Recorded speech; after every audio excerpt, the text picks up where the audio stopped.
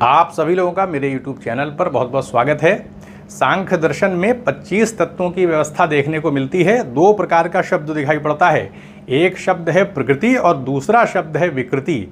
इसे आपके सामने संक्षेप में रखने का प्रयास है ताकि 25 तत्वों की जो व्यवस्था है और प्रकृति और विकृति जो शब्द आते हैं इसको भी हम समझ सकें, तो इसीलिए एक संक्षेप में आपके सामने विवरण रखने का प्रयास है। तो अगर वीडियो आपको अच्छा लगता है तो इसे सब्सक्राइब कर सकते हैं, चैनल को लाइक कर सकते हैं, शेयर कर सकते हैं ताकि दूसरों तक भी जानकारी पहुंच जाए। अगर हम सांख्य दर्शन देखें तो महर्षि कपिल ने बहुत प्राचीन काल में इस दर्शन की स्थापना किया था। द्वैतवादी दर्शन है ये, वेदांत दर्शन से थोड़ा सा विपरीत चला जाता है। वेदांत दर्शन में किसी न किसी रूप में देखें तो ब्रह्म की सत्ता को एकमात्र, अगर द्वैतवाद को देखा जाए उसकी स्वीकृति ज़्यादा है। विशेषता द्वैतवाद को देखें रामानुजाचार्य का तो उसमें भी चित्त और अचित को ब्रह्म पर आश्रित ही किया गया है। बाकी अगर हम मध्वाचार्य का द्वैतवाद देखें तो उसमें भी किसी न किसी रूप में आश्रित होने का ही सिद्धांत चित्त और अचित का दिखाई पड़ता है। और शंकराचार्य में देखें तो वो एकमात्र ब्रह्म की सत्ता को मानते हैं, लेकिन सांख्य दर्शन द्वैतवादी सिद्धांत देता है जिसमें प्रकृति और पुरुष की सत्ता है। दो प्रकार के तत्व हैं, पुरुष चैतन्य स्वरूप होता है, तेजो रूप होता है, प्रकृति जड़ होती है। पुरुष और प्रकृति के सानिध्य में, यानी सानिध्य का मतलब समीपता आ जाने की वजह से पुरुष का प्रकाश जब पृथ्वी पर यानी प्रकृति पर पड़ता है उसका एक चैतन्य रूप है, क्योंकि तो उसकी चेतना जब प्रकृति के संपर्क में आती है तो उसके सत्व रजोगुण और तमोगुण में उथल पुथल हो जाती है और ये सृष्टि का निर्माण होने लगता है। इस आधार पर अगर हम देखें 25 तत्वों के अंतर्गत तो एक तत्व तो पुरुष आ जाता है, न तो वो प्रकृति में है और न विकृति। अभी प्रकृति और विकृति शब्द समझ में आ जाएगा, लेकिन अभी हम अगर देखें तो पुरुष को मान लेते हैं कि एक तत्व है, प्रकृति दूसरा तत्व है। अब 23 तत्व हमको और जानने पड़ेंगे। 23 तत्व के अंदर अगर हम प्रकृति को देख लें तो प्रकृति से 23 प्रकार के तत्व पैदा होंगे और 24वां प्रकृति होगी और 25वां पुरुष की सत्ता हो जाएगी। तो ये 23 तत्वों की जो व्यवस्था है इसी में प्रकृति और विकृति शब्द आएंगे। तो प्रकृति और विकृति को ऐसे समझ लें जैसे प्रकृति है, अब प्रकृति में सत्व रजो और तमोगुण इसके स्वरूप धर्म है। अब प्रकृति को देखा नहीं जा सकता, जाना नहीं जा सकता, इतना बड़ा संसार ब्रह्मांड प्रकृति से बना हुआ है तो हम उसको देख नहीं सकते, अनुमान कर सकते हैं, अव्यक्त कहा जाता है। लेकिन सत्वगुण रजोगुण, सत्वगुण यानी प्रकाश, रजोगुण माने गतिशीलता, तमोगुण अंधकार जड़ता, ये चीज़ें हमें वस्तुओं में दिखाई पड़ती हैं। इसी आधार पर अनुमान लगाया जाता है किसी भी वस्तु में इन तीनों प्रकार के जो तत्व हैं यानी सत्वगुण रजोगुण तमो, इनका कहीं ना कहीं रूप दिखाई पड़ता है, जिसकी वजह से अनुमान किया जाता है ये जगत जो है किसी ऐसी सत्ता से बना है जिसमें ये तीनों चीज़ें हैं और उसको प्रकृति माना गया है। तो प्रकृति जड़ होती है और पुरुष की चेतना से ही तीनों गुणों में उथल पुथल होती है, फिर संसार बनता है। तो प्रकृति को अगर हम देखें तो इससे सबसे पहले बुद्धि यानी महत का निर्माण होता है। तो अगर देखा जाए तो प्रकृति से महत की उत्पत्ति हो रही, लेकिन महत से अहंकार का भी जन्म हो रहा है। तो ऐसे में प्रकृति से पैदा होने के कारण महत, जिसको बुद्धि कहा जाता है, ये प्रकृति भी है और विकृति भी है। विकृति इसलिए है कि प्रकृति से जन्म हुआ इसलिए विकार है ये,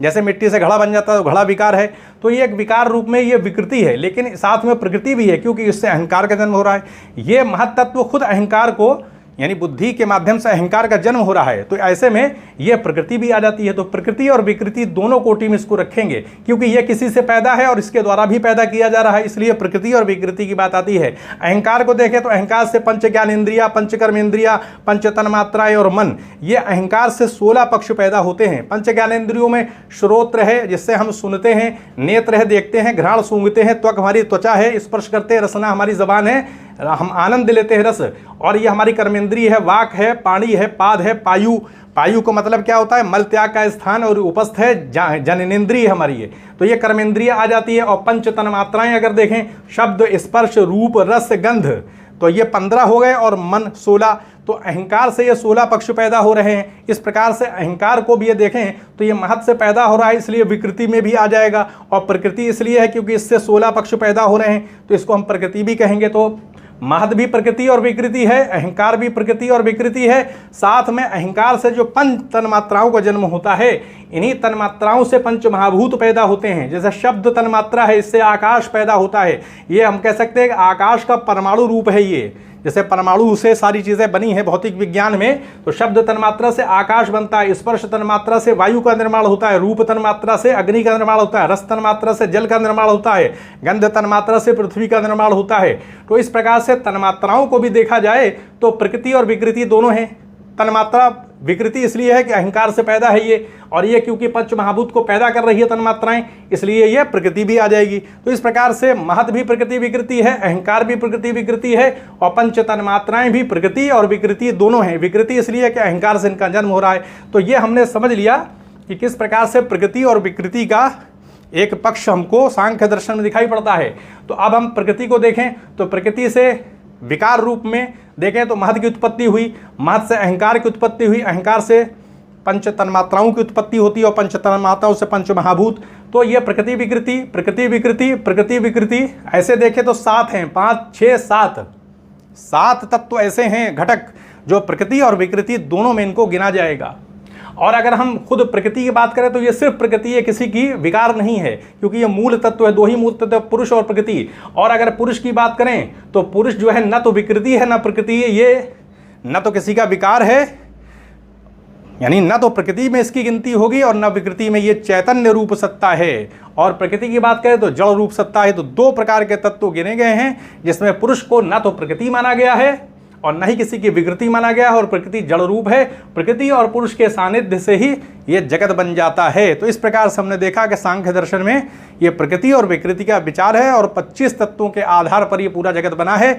अगर हम समझ लेते हैं तत्वों को, जो 23 प्रकार के तत्व ये आपके प्रकृति से निर्मित होते हैं, अगर उसके स्वरूप को जान लें तो कैवल्य की प्राप्ति के लिए हमें बहुत, यानी इसी के माध्यम से हम तत्व ज्ञान प्राप्त करके पुरुष को अपने वास्तविक स्वरूप का ज्ञान होता है कि वो प्रकृति से जो बंध जाता है तो अपने स्वरूप का ज्ञान प्राप्त करके वो मुक्त हो जाता है, कैवल्य की प्राप्ति हो जाती है। तो यहीं पर अनुमति दें, चैनल को सब्सक्राइब भी करें, शेयर भी करें। आप सभी लोगों का बहुत बहुत धन्यवाद।